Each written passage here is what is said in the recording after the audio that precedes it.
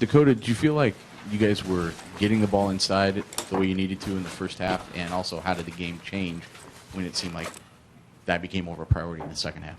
Yeah, I know. I don't think we did near as good a job in the first half as we should have. I think we were a little sloppy, a little lackadaisical. I mean, I think we had 8 or 9 turnovers at the half, and I mean that's unacceptable. You get beat a lot of games when you do that. In the second half, that was obviously a big emphasis of ours, and Isaac got on a roll there, and that was huge for us at the time. They were still hanging around. It's 12, 14-point game, so that was definitely a big emphasis, and we got to keep doing that. Isaac, just what was working for you in the second half? It seemed like you ended up with just 2 away from your career high.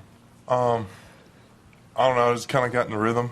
I was really trying to focus on rebounding and doing what I needed to do for the team and just accepting my role, and it just kind of came to me. Isaac, I think you played every minute in the second half consecutively. So you were in for like a 10, 12-minute stretch? Does that sound right?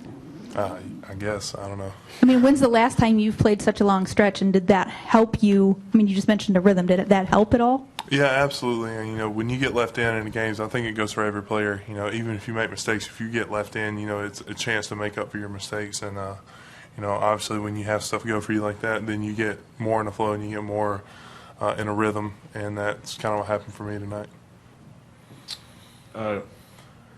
Dakota, I think we've had 2 coaches now come in here after games and say their first priority defensively was to take away the 3.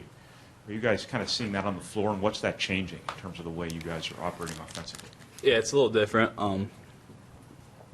That was their game plan going in. Try to pressure us, make it tough to throw it inside. But that's part of the guard's job, to be strong with the ball, get enough space, and when they're pressuring us like that, the guys down low are open. So I mean, I think that's in the first half we weren't doing a good job of getting it to them, and that's why Coach Paint was so mad. So in the second half, that was definitely an emphasis, and I think we got tougher and stronger with the ball and looked down there instead of trying to create something on our own. Isaac, I know sometimes it changes depending on how teams play you, but in order for you to sustain this level of play, the double-double, maybe not necessarily double-double, but to sustain that level of play, what's the key for you? Just focus on what I can do for the team.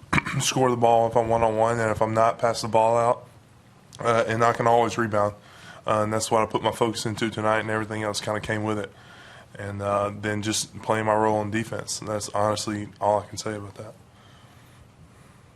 Dakota, you said that's why Coach Painter was so mad. Was that at halftime? Did he express that to you guys in some way? Or I guess just what was that conversation at halftime? Yeah, it was just at halftime. I mean, obviously, I don't think anybody thought we played well in the first half, having that many turnovers. And I think we were just sloppy. We were trying to be a little too cool. I was trying to do things that we're not really capable of and that we don't usually do. So I think it's a little frustrating as a coach to see that, especially when you see the good that we can do when we just play basketball the right way.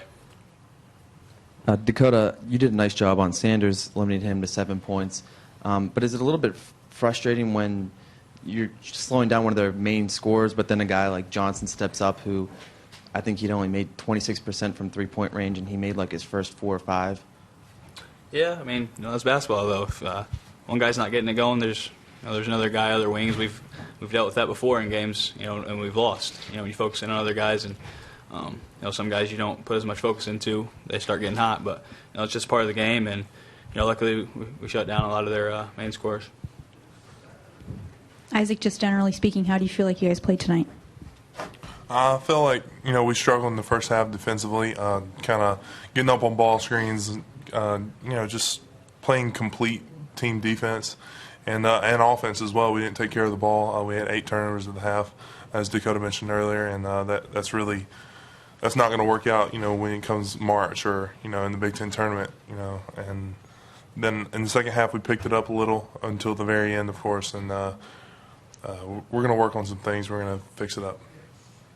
Isaac, you specifically a couple times mentioned that tonight that you were focusing on rebounding. Was that because of Rutgers having some prowess there, or was that just a personal thing that you thought you needed to do? That was personal, and obviously you go in scouting, they're the best offensive rebounding team in the league, and so you're obviously trying to step to your guy and go get the ball because you don't want them to have that opportunity, and then you have me and Biggie going for every rebound, and I think that just kind of leads to dominating the glass, and that's what we wanted to do in order to win this against these guys.